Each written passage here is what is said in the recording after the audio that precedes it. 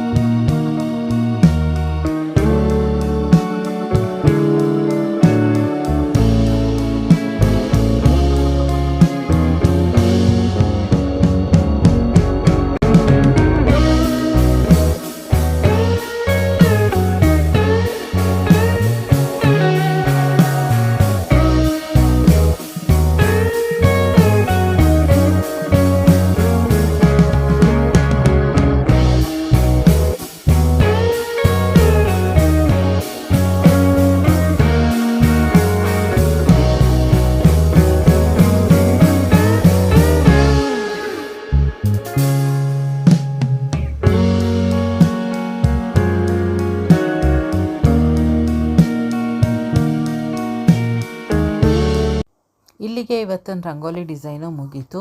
ಹೇಗೆ ಕಾಣಿಸ್ತಿದೆ, ನಿಮಗೆಲ್ಲ ಇಷ್ಟ ಆಯಿತಾ? ತುಂಬ ಸಿಂಪಲ್ ಮತ್ತು ಈಸಿ ಅನ್ನಿಸ್ತಾ ಇದೆಯಾ?